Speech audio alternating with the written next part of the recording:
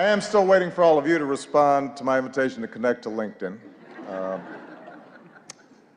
But I know you have jobs to do, which is what really brings us here tonight. I know that there are times that we've had differences, and that's inherent in our institutional roles. It's true of every president and his press corps. The press has become so dishonest that if we don't talk about it, we are doing a tremendous disservice to the American people. Tremendous disservice. We have to talk about it to find out what's going on, because the press honestly is out of control. The level of dishonesty is out of control. But we've always shared the same goal, to root our public discourse in the truth, to open the doors of this democracy, to do whatever we can to make our country and our world more free and more just. And I've always appreciated the role that you have all played as equal partners in reaching these goals.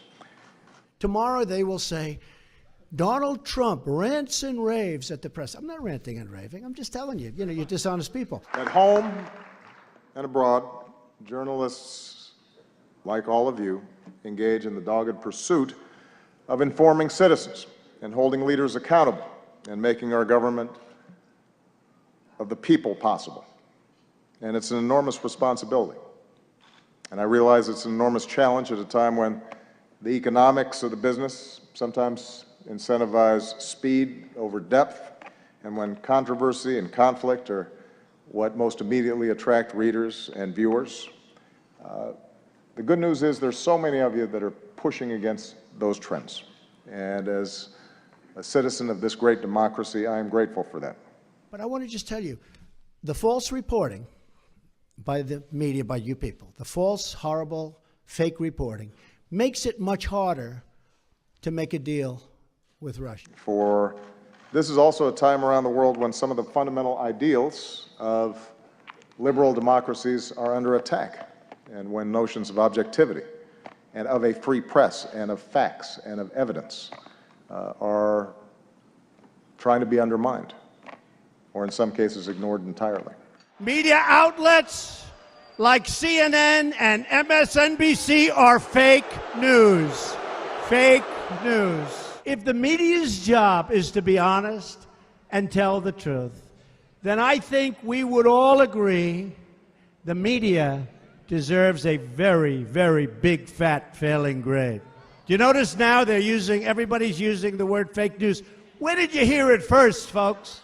And in such a climate, it's not enough just to give people a megaphone.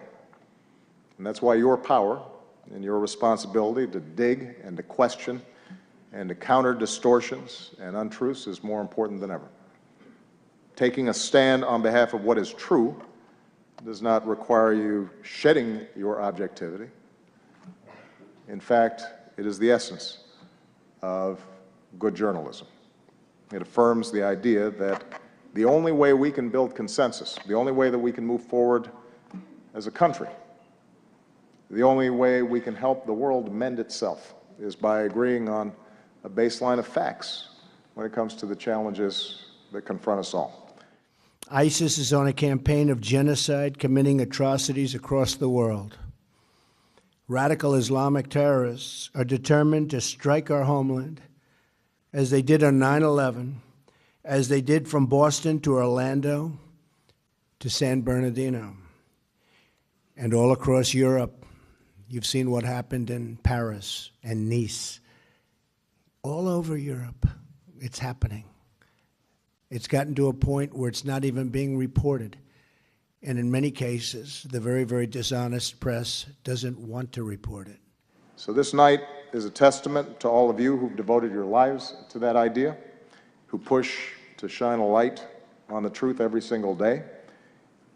So I want to close my final White House Correspondents' Dinner by just saying thank you.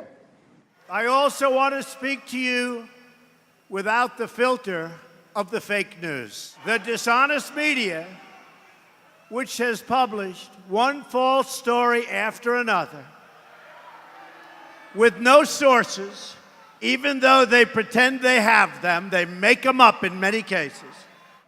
I'm very proud of what you've done. It has been an honor and a privilege to work side by side with you to strengthen our democracy. When the media lies to people, I will never, ever let them get away with it. And with that, I just have two more words to say. Obama out.